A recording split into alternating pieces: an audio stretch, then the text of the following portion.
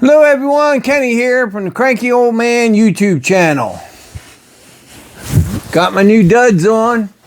Actually, they're not new. I've had this jacket for about 3 years. Forgot all about it until I saw a battery laying up on one of my shelves and I realized I gotta heat a jacket. So now I'm heating from the inside and getting a little heat from the outside. Not doing too bad, not doing too bad. Marine Corps taught me to take some really cold showers. And not just because you've been out in the desert for a while, you know what I mean? So, yeah, I'm getting along. You all don't need to worry about me. I'm surviving. Today, I'm going to talk about how to save money and time at the range. With me doing that, if you watch this video, you better buy me a coffee. $3.50. That's what Dunkin' Donuts charges me. With a generous tip. No, it's like $3.24 and I normally give them $4. Tell them about my VA discount, which brings it under $4, and then I give it all right back to them as a little extra tip. So, because that's the kind of guy I am. So, first of all, let me explain to you my targets. Now, these targets come from a very, very exclusive place. And they're cheap. Here you go. Here's my Target. Now, it's funny that you can't buy these Targets at Target. You can get them from here. So, you see these little dots? These little shoot and see targets? They're not that expensive. You get like 1 billion of them for like $10 off Amazon. So, one of the things that's good about this is, first of all, this cost me about $1.50. You get 4 targets. You get if you cut straight down here, you get a fairly large one, and then you get a little bit smaller one over there. Great for 100 yards, great for 2,500 yards. This is great for 300 yards if you're dialed in with a good rifle, at least 300 yards. We weren't using much bigger than this in the Marine Corps at 500 yards, prone position, with no optics, using iron sights only. So you get this $1.50, you cut it down there, you got 4 targets, and this stuff is thick. You can blow a hole through this, patch it up with some pasties, and blow some more holes through it. The thinner stuff, you patch up with a pasty, a couple pasties, you hit it one time and all the pasties go through because the cardboard's so thin. So what you do is you can use these little guys as targets first if you want. Just put this right in the middle and shoot at the shoot and see. Now, I fire 3 to 6 rounds first. Then I change magazines and fire another 6. That's just to take out the possibility of a bad grip, bad stance, maybe anticipation, maybe it was cold bore in my first couple rounds and I needed to get acclimated. And so the first 3 will show you one thing, the next 3 will show you something else. If they're all in one spot, say down here, then you know you got to move over and up. So it would be perfectly okay to shoot at this target, and of course the bottom 2 after you get it up close. Even this one, it would be okay. But once you get it more towards the center, then you could start shooting at this one, and then the 2 down here, plus 1 here, 1 here, 1 here, 1 here, and 1 here. And that's all with just one piece of cardboard. Then you can shoot the other cardboard. How about that? And then you got the smaller ones. We're doing pistol. or however you want to do it. You can use the big ones for pistols as well, or the small ones for rifle. I am not being biased. If you want to be transgender target, then be a transgender target person if you want. So use them interchangeably. They are bi-changeable. Is that a word? Bi-changeable? Okay, well, if it isn't, it isn't. If it is, bi-changeable.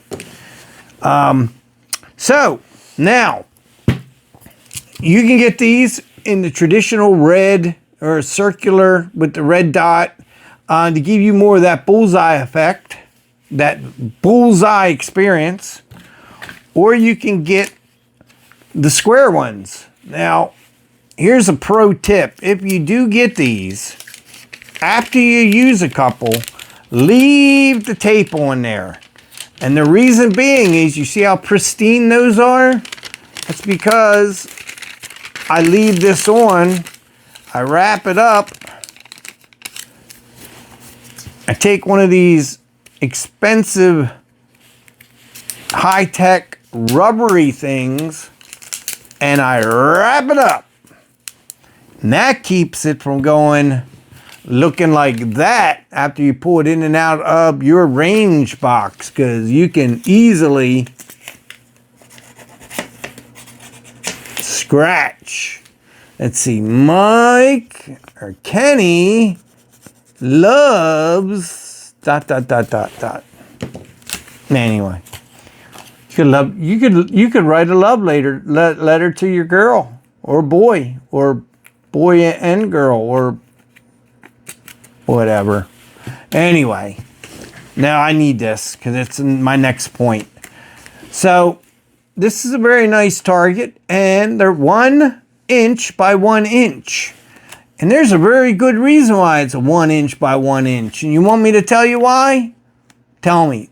I want to hear. Do you want me to tell you why? You go. No, you go. Who's louder? You go. Okay. All right. 1 inch by 1 inch. Why is that important? Well, if you're shooting long range with a rifle, it's very important. 1 inch MOA. Now, say you're shooting down at 100 yards now, and your scope is 1/4 inch MOA. That's the standard.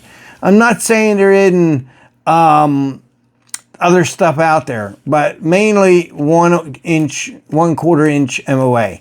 So say you're shooting 2 inches low on this target at 100 yards. So if you move upward, you're turning your dial to be up. Now, you gotta be careful. Some dials says when you turn this way, it brings the impact up 1/4 inch. Sometimes the dial turning that way means it's bringing the reticle or your crosshair up 1/4 inch. And that's important because you could be going the wrong way.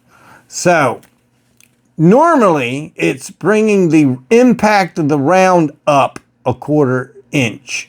Now, the funny thing about it is when you turn the dial, it's actually moving your front sight down 1/4 inch, which brings your front of your muzzle up 1/4 inch. And I will demonstrate with my high-tech, just released CIA software in a minute why that happens. Okay, but let's just say 2 inches low, 1/4 inch MOA. What do you have to do? And we're going to put it dead center. We're not worrying about left or right. We're going to be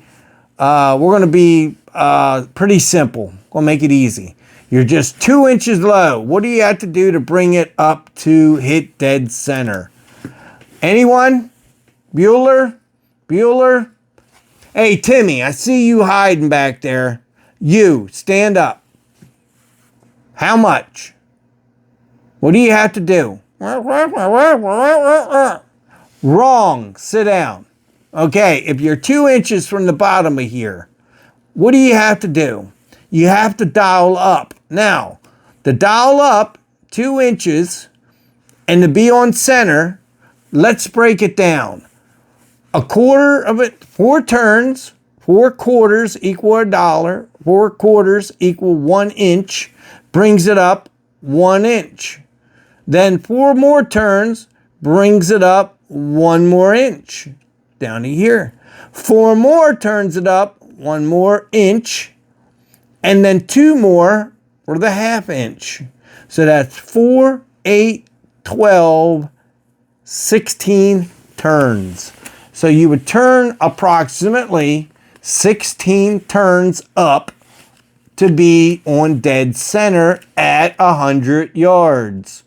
And that's same with windage. If you're 2 inches to the left, 2 inches to the right, you move it, and that's how you get on center much easier. Now, this is the time-saving aspect. That was the money-saving aspect. This is the time-saving aspect. You use shooting C's, you can see them from 25 yards, no problem. 50 yards, you're getting into a problem. 100 yards is not going to happen, but 100 yards with binoculars can happen. So instead of walking back and forth, because I don't know of any ranges that have golf carts. Now, if I ever get enough money, I'm going to have me a 1,000-yard range, if not longer, and I'm going to have a bunch of electric golf carts so you can zoom in and you can zoom out with riding and not have to walk up and down a football field every time you want to check your targets or pasty up your targets. Might even do some kind of fancy camera that will slide down a rail so you can see it and then hyperlapse back to you, or even drones. I don't know. I'm not really sure how I do it, but I guarantee you it'd be a goddamn good range, that's for sure. Y'all want to build one? Let's talk about it. Somewhere in Maryland, I'll even move to Texas. I'll move to Texas. That's all. I'll give up my gun permit here and try to figure out how to get my Leosa carry permit in Texas. If you got the land and you got the money, I have all the technology up here to build the best range in this country. So, now that we figured that out, we're going to go, what if you are at 50 yards? Well, everything doubles at 50 yards. So instead of it moving up 1/4 inch each turn, it's only going to move up 1/16 of each turn. So therefore, everything would be doubled. Instead of 4 inches to make 1 inch, you're going to have to do 8 inches to do 1 inch. So if you're down 2 inches, that's 8 plus 8 is 16. 16 turns to the bottom. Then another 8 to the bottom, and then another 4 to be center. And that just happens to do with the way MOA works, the way the bullet is coming down. Your barrel is straight. Your bullet is actually dropping. A lot of people think they go up magically and go down, and that's not true. The bullet starts falling as soon as it leaves your barrel. It is dropping. Now, it is true that there's 2 points of impact that at a certain range, like say 7 yards and 50 yards. I don't remember the numbers. I told you guys I would figure that out and post it in a video, and I will. However, it's going to be bullet and rifle specific because you have bullet weight, speed, and barrel length, and a few other things to go into that. But I can give you kind of an idea on a standard pressure 9mm bullet, what will get you close, like with a red dot. You have to also worry about height over bore. I won't use this as an I will use this. Height over bore. So you got this big optic sight that's this high. Well, your optic's way up here, your hole's down here. You got to dial a whole bunch of down to get this to meet this at a certain distance. And the closer the distance, the harder that would be to do. You would probably bottom out your sights if it was something that tall. You usually have 200 or so clicks up or down. And so if you got something that's sitting on top of a mil-spec rail, on top of mil-dot rail, on top of some other fancy release system rail, and you're way up there, then, you know, that's not something you want. You want your rifle scope or your red dot to be as close to the center of the bore line of your rifle, of your barrel as possible. So, I saved you money. I saved you time. I even brought up an idea of making a great long distance range that one of you subscriber knights might be a millionaire out there. There might be one of you out of the 106. Let me know. By the way, like I said, Warrior Poet Society, John Lebel. Let him know I'm talking about him. He's a good guy from what I can tell. I would like to meet him one day. Maybe one day he'll teach me how to do all this stuff. Now, I know he's up into that stuff where everybody else does all the tech for him, does the research and all he's got to do is be the pitch man now.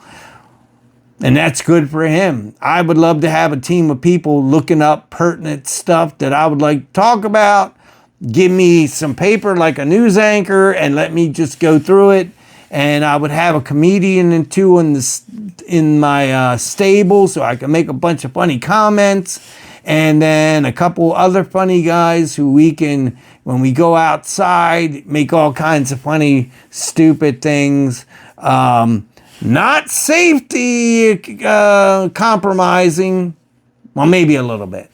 But do something like that kind of funny. Anyway, I know you're probably tired of talking. Hear me talk. Let me go over the, what was I going to do? I was going to draw gun, barrel, sight, target.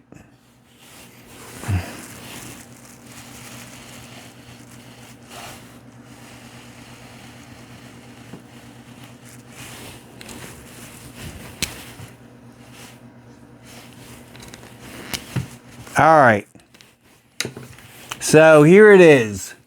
You got your gun, your barrel, your sight, use your little trigger. So this is, depending on how high this is, depends on how many clicks you have to be to get to 100, you know, and let's say this is 100 yards.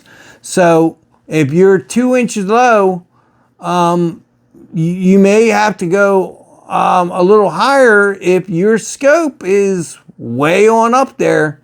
And the closer you bring this, the more clicks you got to do because you're getting closer and the distance to target is less.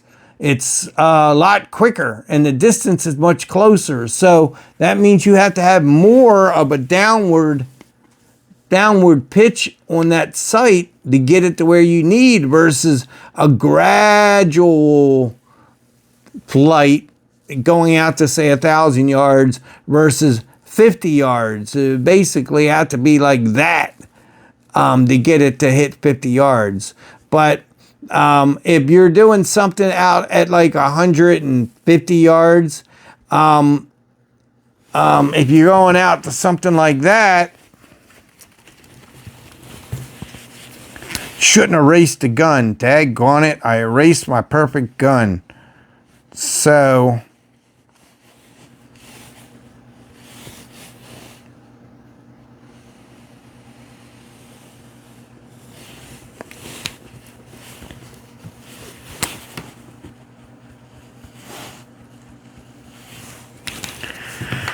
let's say this is 200 yards out here, okay?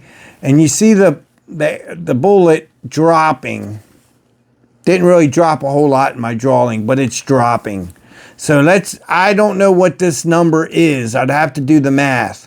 But if you're hitting here and say you're dead on sight, somewhere in between here, you're going to hit the same spot as here, as it's falling and hitting out here. Somewhere between here, it's going to fall. And so you'll be at two different sites or two different distances, and you will be hitting dead on at those two distances. And you can choose however, wow, what happened to my light? I don't know what happened. Everything went dark. Stupid lights. So you get to choose if you want it at 15 foot and 50 feet, or 10 yards and 60 yards. There's ways to figure that out. And that way, you know, at around this spot you're dead on, and around that spot you're dead on, and in between you have to either aim a little low or you got to aim a little high, depending on where you want to hit. So hopefully that was something. I'm at 21 minutes, so that's my magical number, the big one. So that's basically how to save money at the range, with a bonus about the distance in between. And I taught you about how to bring your target, your bullet up to be on target, which I think I might have already done already. But if I haven't, you got a bonus. If I did, it's kind of a reinforcement, kind of like the teacher went out for the day and you have a substitute and they give you crap that you already know, just because she's got to sit there and just monitor you. So, okay, got to figure out what's going on with my lights, and I'm going to get back with another video. Y'all take care. Remember, if you're a millionaire, I got a great idea on the range. You know the deal. Like, subscribe, share, hit the notification bell. Let people know I'm out there. Make me YouTube famous, and I'll promise I'll make every one of you famous. No, I won't make you famous. I'll make you rich. eBay made, I don't know how many billionaires, let alone millionaires, because they were there at the start of eBay. I'll know it's the start of my first 1,000 subscriber nights that got me into getting paid. And when I get up to 3 million, 4 million, y'all gonna get some money. I promise you that. And we're gonna build ourselves a dog cat sanctuary. And I think I'm gonna give away a little bit of money to, there's a few charities around here. One's a local one, Be Gaddy. I actually overlooked that as a police officer, to keep people from slicing and dicing each other while they're in line getting their turkey dinner. But there's a lot of things I would like to do if I had money. And that's why I'm broke. I'm usually the one in the back of the line paying for people's groceries when they have to put something back. I tell them, no, you don't put them back. I'll pay for them. I even paid for a woman's pawn one day. I was at the pawn shop hanging out with my buddy. This woman had been paying 3 years on this loan and had already paid it 7 times over. And I told her I paid it off. It was like $350. I said, I'll do this for you as long as you do one thing for me. And she said, what? I said, you promised never to bring these back. And as far as I know, she never brought them back. And good for her. And I hope that she sees the goodwill that some people are willing to provide to people out there. So anyway, I'm going to go. And I'm really going to go this time. Okay, I'm really going to go this time. Okay, I'm going. All right, I'll see you on my next video. I'm really going this time.